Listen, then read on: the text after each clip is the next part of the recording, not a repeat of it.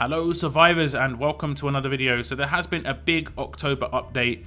Two very highly requested things that are included in this, which are the level cap increase and new world map zones, which is great. There's two new map zones.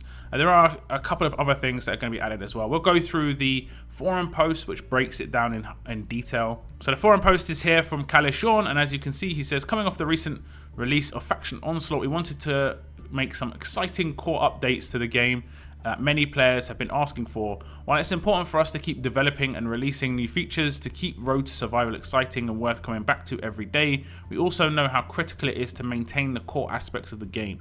Here are the updates that will soon be coming to the game, and I think pretty much all of these updates are in the game right now. So they're life. The first one that is going to be talked about is the increase to the level cap. I did make a video about this a few weeks ago because JB did post on the forums that this is something that they're looking at and working on right now. So, you know, I did think about the potential of the level cap increase. It did kind of make sense to go to 150. The initial cap increase was 25, but it could have gone higher, who knows. So it's going to be 150 this time around. I've still got dreams about the potential of level caps and how level works at max level, but I don't think it's going to be implemented this time around. Additional details are XP required for each level is flat, and from what I've seen on the forums, people have said this could be like 2.2 million.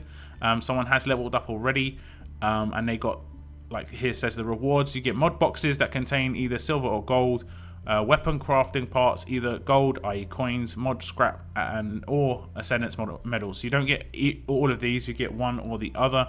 And I think for leveling up to 126, you get 650 coins. So if you want to try and plow through the levels a bit, and you've got a couple more weeks of leagues, you can drop some coins on some characters while you've got the double chances, which I'm probably going to do myself. The world energy cap has been increased to 92 from 81. Just means you can do more stuff now. The higher stages do cost more energy to do. The first stage of Alexandria costs 18. Obviously, the last stage of Hilltop costs 17. The last thing, which is again, it's a really nice little addition. Increased fighter roster space by 75 slots once you reach level 150. The 92 energy cap as well is once you get to 150. So I think with the level cap, it's like every 3 levels or something, you get 1 energy cap increase.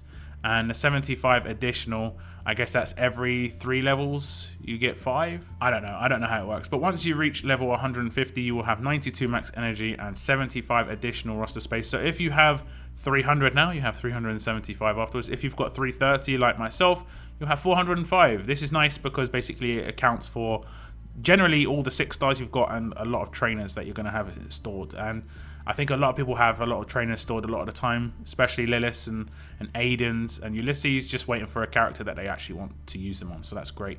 The next one is the new world stage updates, and it is Alexandria and Sanctuary zones 24 and 25. Each area includes 8 stages. So here is the update to the world map. And as you can see, we have Alexandria unlocked. I have done the first stage already. And the next one would be Sanctuary in the top right-hand corner, the power plant that we have obviously have not gained access to just yet. We have to complete Alexandria first. And as you can see, it costs 18 energy. I'm going to go through one of the stages quickly. We'll fast forward to the end so we don't have to see this. And we get choices again. Choose the road, choose the woods. Who would go in the woods? I guess the woods would be walkers. We've got 2 ways to go. Stay on the road and we risk the bandits for certain, or the woods and, well, you know, walkers. I'd say walkers are probably the easier way to go then. Here come the walkers. There we go. So you can easily take a walker team, which is much easier to deal with than humans. But generally, if you've got 6 stars, you're going to be able to alter these regardless. Okay, we're now on the last wave of the second stage of Alexandria. And it was like 17, 18 walkers per stage. I do wonder if you choose humans or walkers, whether that's the permanent stage if you want to farm it. I guess you wouldn't maybe need to farm stage 2. I don't know. So we are going to complete, and do remember that if you obviously have everyone alive, you're going to get 3 stars. That means you get double XP, and that actually means something now. And it looks like a pretty reasonable amount of XP as well, 10,000. A lot of survivors in there as well. A lot of materials. So obviously you need materials to gain mod scrap these days. So it's pretty good all round. We get some items. I haven't got any slots left, so I'm not going to get any characters or any weapons. So I'm just getting a lot of other stuff. We also, this is leading on to the next part, have now completed a mission. It should pop up that I've completed a mission, or at least, yeah, there we go. There it is. Complete Area 24, Stage 2, and it does look like you get Ascendance medals for these. There might be other rewards in the future ones. It just scales on Ascendance medals. So it doesn't look like you're just going to be getting tons of Ascendance medals with these. The other mission is Leadership Part 31, which is level up player to level 130, and it gives you 810,000 XP, which I'm going to go ahead and guess is probably around a third to a half of one level. If it is 2.3 million, which is being suspected, you know, that's a reasonable amount of one level. Obviously, there should be one for like it should maybe go up to part 35. So it'd be like 135, 140, 145, 150. So that's my guess. And this will scale, the XP will scale, or there could be different rewards in the future as well. So those are the two different type of missions that have been added. One is to complete the world map stage and you get Ascendance medals. Again, these might change. It could go to legendary medals in the end, or it could just stay with the sort of silver ones. And we get XP for the leveling up to 130. And my assumption would be 135, 140, 145, and 150 as well. So here's confirmation of the new missions. To complement the increased level cap and new map areas, there are also new missions, including additional missions that grant player XP. That's great. So there are two other things that have changed. And first off, it is the leveling upgrade food cost changes. And it says we're making a few changes to the food cost requirement for leveling 1, 2, 3, 4, and 5-star fighters to better balance the in-game food economy and allow players to an easier path to level/upgrade their fighters. 1, 2, and 3-star fighters significantly reduce the food cost for leveling and upgrading fighters at all tiers. That's really good, especially 3 stars.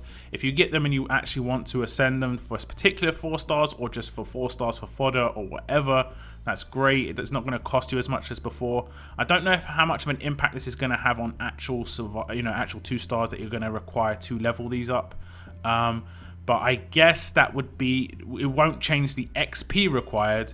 It will just change the amount of food required to gain the XP, if that makes sense. So if you are going to put them in like you got luckies between level ups, or you know you've hit the sort of points that you want in a level up, and then you want to just put in some fodder just to level up to ascend, I don't think it will affect how quickly they'll level up if it's just the food calculations that have changed. There's nothing in here to sort of give the indication that it's XP changes or 2-star changes in terms of how much those are required. So that's probably remain the same. And that's the bit that I find difficult personally, is the amount of 2 stars that I need rather than the food. Food is not a problem for me at the moment, but I guess for new players it will make the difference, and this is going to affect new players the most because it's the earlier star characters. The food cost of leveling up fighters at tier 1 and tier 2 for 4 stars is reduced. The cost of upgrading from tier 1 to tier 2 is also reduced. 5-star fighters, the food cost of leveling at tier 1 is slightly reduced. So not much changes the higher level you go. No changes on 6 stars. The 6 stars are still as difficult as they were before this update, which is fine. If you're leveling up 6 stars and you've got a lot of them, you should be in a good position already.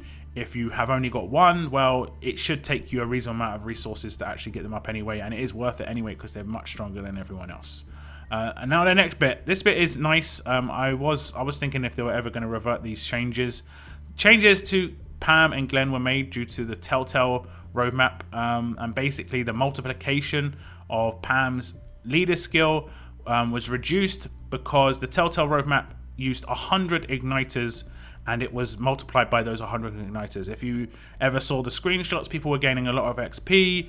If you had a Pam, it was very worthwhile taking advantage of this just because you could level up your characters very quickly.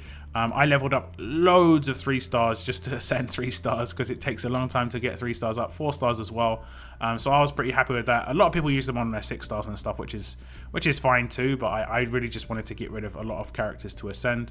And as it says, content leaders will once again be working as intended for roadmaps. The issues that caused Pam and Glenn to interact incorrectly with roadmaps that didn't require world energy has been fixed. Pam and Glenn have been fixed to work as they did previously. So this is Pam in game if you haven't seen her before, if you don't understand what this is about. There are numerous characters with tutor skills who gain XP in different parts of the game, be it roadmaps, world map. I think there's one for raids. There are 2 characters that do it on roadmaps, which is this character, which is Pam, and Glenn, and those are the ones that had issues with it. And Glenn basically used to drop a crate, and I think they just basically stopped that, basically because you could farm that stage too quickly, because it didn't actually cost any energy.